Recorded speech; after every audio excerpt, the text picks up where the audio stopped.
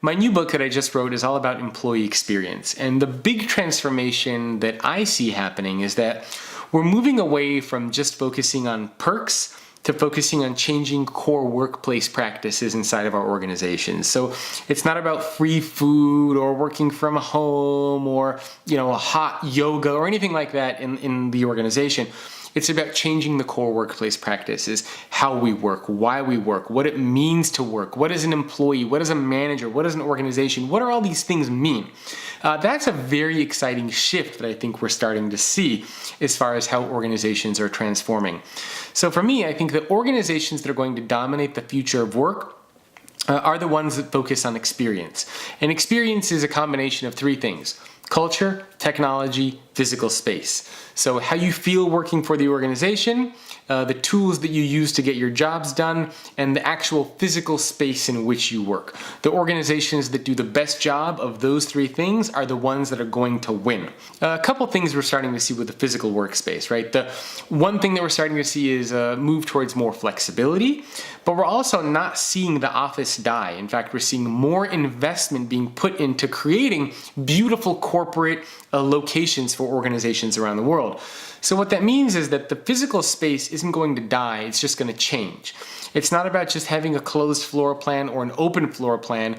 It's having a floor plan that has multiple environments: closed, open, cafe-like environments, lounges, collaboration spaces, quiet spaces, maybe some modern cubicles, conference rooms. All of these things are going to be what the future organization looks like as far as physical space. So the other big transformation I think we're starting to see is just a redefinition, a changing of the relationship between employee and employer. The organization of the future is going to be very dynamic. I just spoke with a large technology company, for example, Microsoft, and they told me that they have more people that work for Microsoft who are contingent workers than are full-time workers, right? That's a big shift, and this is over 120,000 people.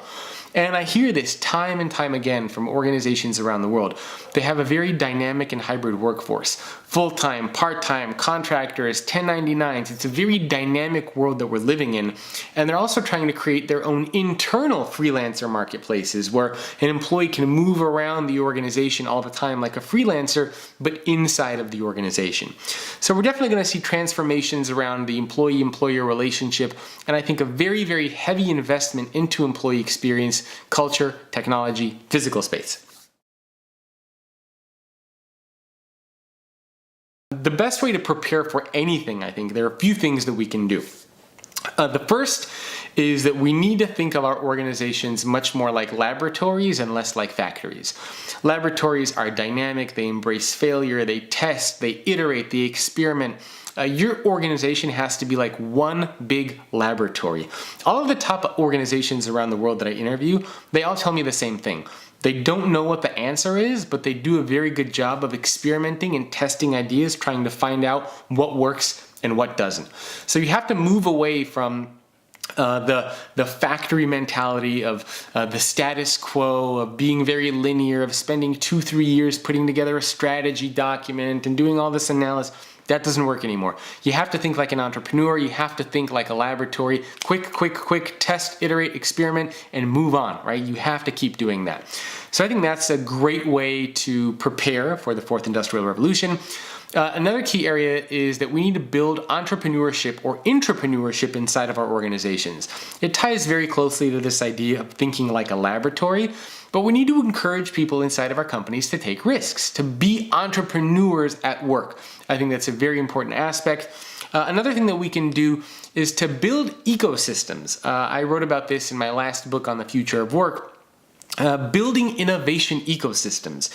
So working with your employees, your customers, your partners and your suppliers, with your competitors, with the general public. So you have to build a broader innovation ecosystem and think beyond just your organization and think beyond just your R&D department. I think those are great ways that we can start to prepare for this. Another piece of advice that I would give is to create an organization that's good at adapting and embracing failure, you have to create an organization where people actually want to show up, right? That's the very first step. If people want to show up to work for your company, then you can do all of these other things.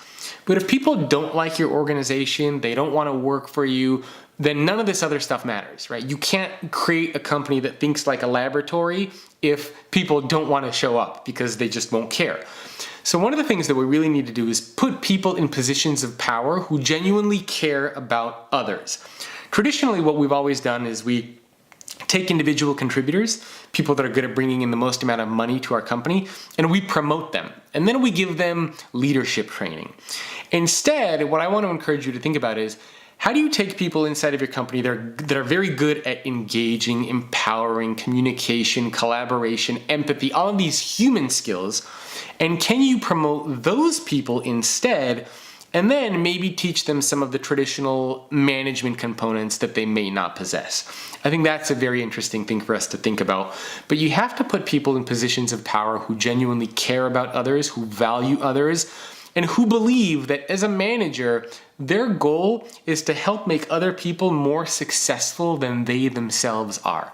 I think that's a good quality of a great manager, and we need to embrace more of that inside of the organization.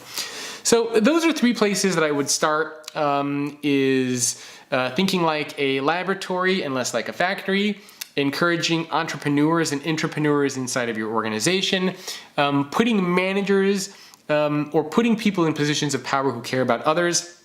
And if you want another one that we can think about, it's use data and analytics and information and know your people. Don't guess. Don't copy what another company like Google is doing or Facebook or LinkedIn.